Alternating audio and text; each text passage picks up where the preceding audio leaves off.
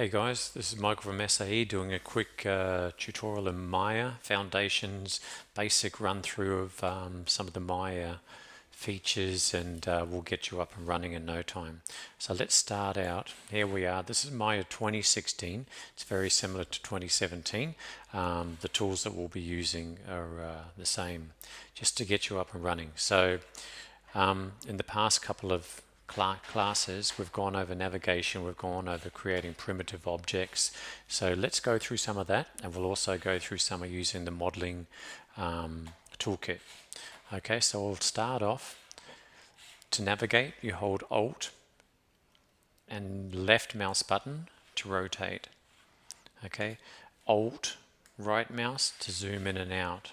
You can also hold the middle mouse button down and Alt to move left and right and up and down. So let's create an object. I'm in my polygons tab here, and I could create, say, a sphere by just clicking once, and there you go, I have a sphere. Now I can hold Alt and right mouse click and hold to zoom in, and hold my right mouse button to move in and out. Now left mouse while holding Alt, the Alt key, left mouse, I can rotate around it. Okay, there we go. Now I'm holding the middle mouse, and that lets me move about. Now if I wanted to, I could also hit F to focus, automatically focus. Let's create a couple of objects, say a couple of cubes. Yeah, or just R to scale. If I hit W is to move an object left and right, up and down. I just click on the actual arrows. If I wanted to, say, rotate that, I'll hit F to focus, E to rotate the object. Okay, and I'm clicking the axis and I rotate with the left mouse button.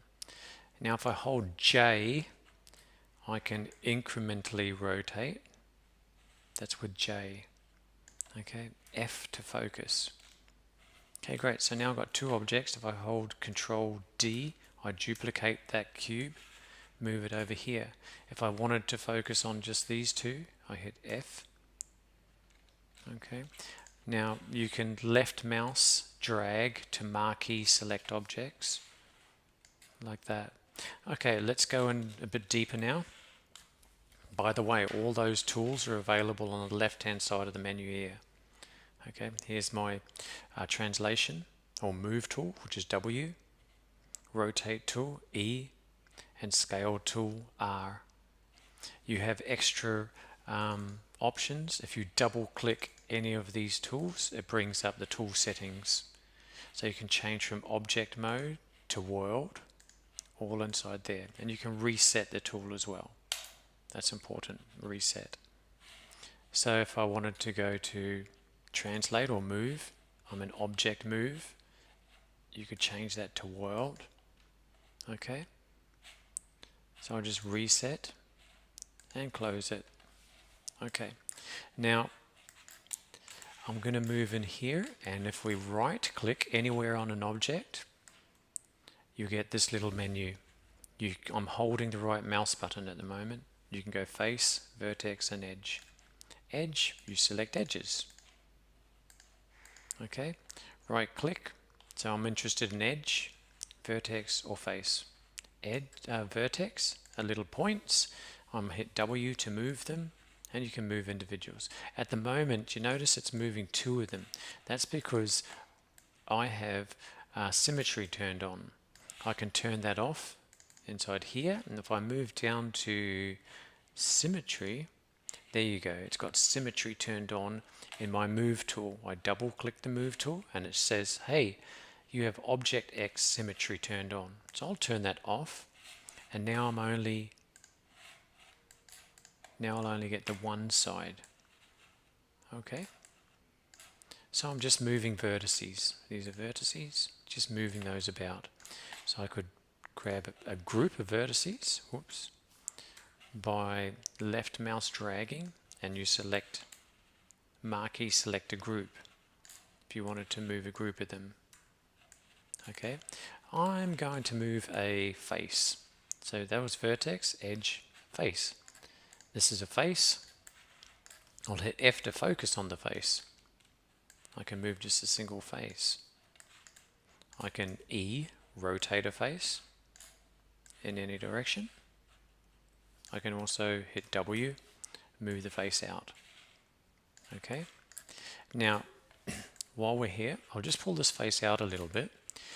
You notice on your keyboard you have numbers 1 to 7. If I hit number 1, this is in the mode I'm in now. If I hit number 3, it gives me a smoothed preview. I do not want to be modeling, like adjusting our object in number 3. Only adjust it in number 1. Okay, so number 4 is a wireframe view. Number 5 gives us our shaded view, which is grayscale. It's all grey. Number 6 gives us with a texture or a material applied to this, but there's no material applied just yet. And number 7 gives us with the lights turned on. So we'll go back to number 5. Okay. So next up, let's move ahead a little bit here, and we will learn parenting objects. To parent objects, I might want this cube to follow this one here. I'll just move the cube a bit closer. Let's say we want to click this and this one should move with it. Well, you select the child. This will be the child of the parent, and you shift select, holding shift, select your parent, and then you hit P. Now if I select the parent, it selects both of them and they move together. That's parenting. You can also do parenting up here by going Edit, Parent, P, or Unparent. So there's multiple ways of doing the same things within the menus. Duplicate, here's duplicate, which was Control D. Okay, or Command D. I'm using an Apple MacBook at the moment. Okay, great. To undo, you hit Z. Z to undo. So undo a bit more, just keep hitting Z. Now it's no longer parented. I've extended on there. I'll go back to select everything rather than a face, an edge, or vertex. I could go select. Okay. By the way, moving into one of these modes, you move into what's called sub-object mode. So this is now sub-object. And you'll notice it up here, this is also sub-object. Move back up to object mode or select by object type.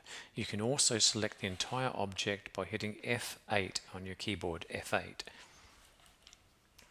Okay, so now we know that. Let's try and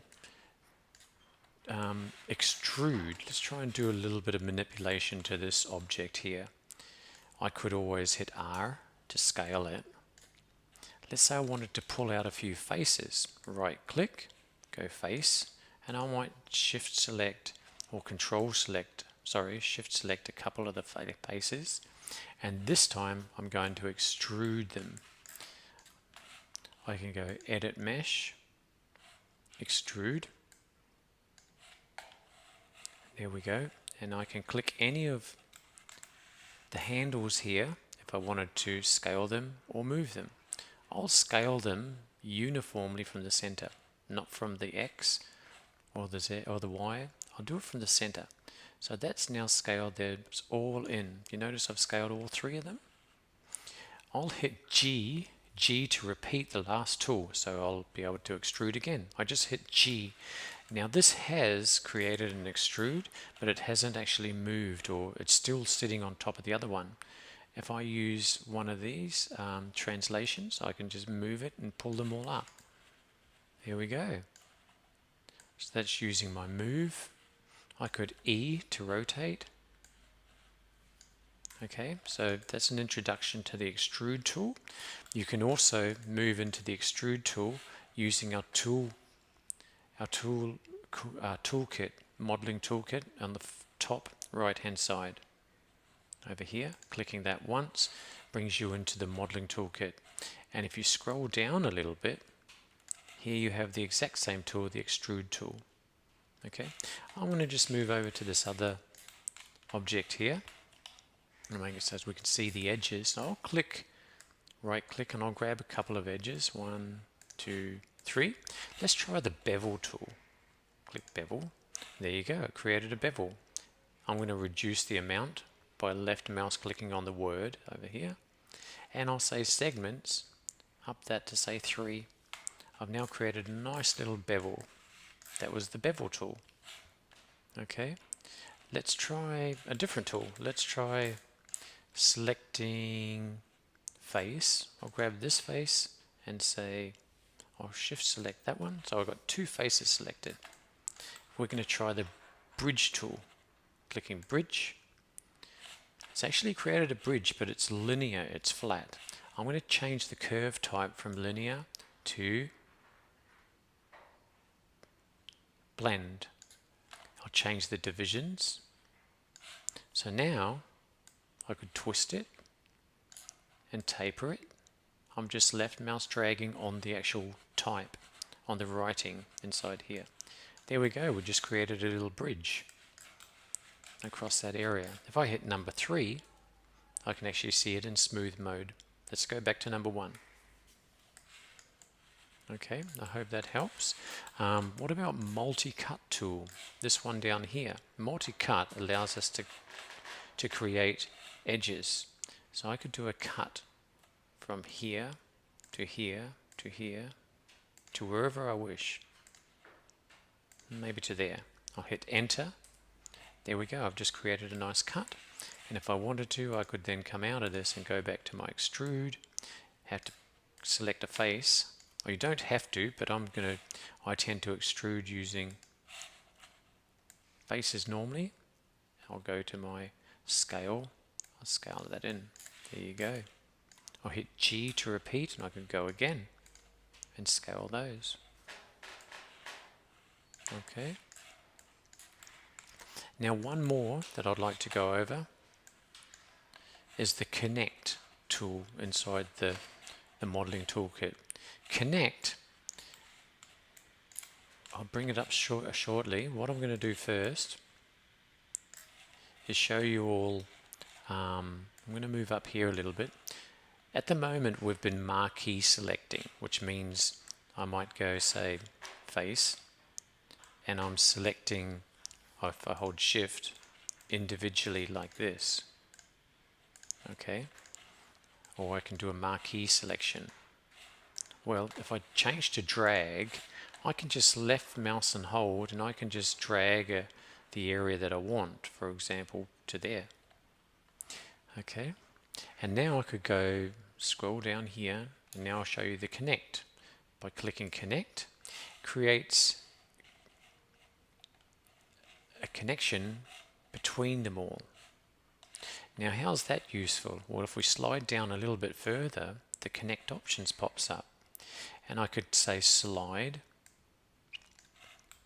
middle mouse, I'm middle mouse dragging inside my viewport to slide it towards preference of one side or the other. Segments, there we go, I could go 3, 4, 5, I'll just go 2. And what about pitch? I'm just left mouse dragging. I'll leave it there. Okay, I'm happy with that. Let's go back into our, I'm going to select these ones. Whoops, I accidentally selected one extra. So I could have done it like that with that. I could have selected them with the drag like this, but let's do the marquee. That one, and I'll click one, then I'll double click the second one, and it does the entire lot for me. Control clicking deselects. That's control clicking. What I'm going to do now is I'm going to do a little trench or a little gutter. So to do that, I'll use my extrude tool. Extrude, and I'll just pull it down. There we go. I've created a little indentation in that. Okay, and that was using the connect in conjunction with the options for the connect. Okay, I'll turn off connect. There we go. I'll just redo that one. And redo. By the way, redo is, there we go. Edit, redo. Yeah, I won't redo anymore. So you get the idea. So it's just a quick overview of some of the modeling toolkit. We've got Boolean operations. If I create, I'll grab this, I'll create a cylinder. Bring it down a bit, pull it up a bit. And I'm just going to move this into place to show you guys how Boolean operations work. We can cut one piece out of another. So a Boolean operation, you select both of them. Whoops, got to be in object mode, not in sub-object mode as we're seeing here. Go back to object, shift select, and then you can go Boolean. And you tell it which one you want. Okay. Now I probably selected them in the wrong order, so I'll select this one first. Whoops. I'll select this one and then this one. I'll go Boolean. And you can change your operations. There we go. So I'm changing the operations to a difference. And there we have it. I create a little hole. That's a Boolean operation. I'm going to undo that and I'll just show you what happens if I wanted to create a couple of them. Command D to duplicate. See one there. Command D, duplicate again. So now I've got 3, and I'll select 1, 2, 3, and then this one. We'll go Boolean again. Change it to, whoops, I selected them in the wrong order. Let's do it again. Grab this one, then 2, 3. Boolean. There we go. Now, if we wanted to, over on the left hand side here, this little, it's called the outliner button. Bring up the outliner. This is your outliner panel. It shows you everything that you've worked on throughout. So if I were to select 1, 2, 3 cylinders, I can probably move them around still. Notice that? I could probably even scale them. Okay, because the history is still here. The history on an object. Every object comes with history after you've created different cuts and edits to the object. All the edits that you make to an object, I go to my channel box on the right hand side here, no longer the modeling toolkit. Channel box, you'll notice if I scroll down, the inputs. These are all the edits or the inputs that have been made to this object. I split a few polygons, I extruded some faces, and I did a bridge, remember? Here's the bridge, and a whole bunch. This is history. Now to delete history, to speed up the actual process a bit with the CPU, you can hold Alt-Shift-D. Alt-Shift-D, that deletes all the history. But it still retains the actual shape that you've attained. You can also delete history by going Edit, Delete by Type, History. Okay, or Alt-Shift-D to delete the history. Now here is a list inside my outliner of every object that I have inside my scene. If I wanted to, I could rename this to Object 1. And maybe this cube to box. Okay, it's a good idea to name all your objects that you create and keep them in a nice hierarchy. Now let's do the parenting again. Let's parent this object to this. So I'll select this one first, the child, shift select this one, and I hit P. Do you notice here, the cube, object L, object 1, let's name this, oh no, we'll just leave it like that, is parented, it's underneath the cube. So it's parented to it. See that? Now I'm just going to undo that, just to show you again. There they are, they're two separate objects. I could also parent objects by simply middle mouse dragging in the outliner window on top of the other one and let it go. It's now also parented underneath it. So if I click this one, I can move it and it's parented. Okay, what about this other box? Let's move this one over. I'll just scale it down a bit. We'll pull out. Okay, let's also parent this cube to our object. So at the moment, it's not parented, is it? This one's not parented. Let's parent it to it. We can grab it, middle mouse drag, and drop it on top. Now we have two cubes parented to our object one. Great. Okay, thanks for watching, guys.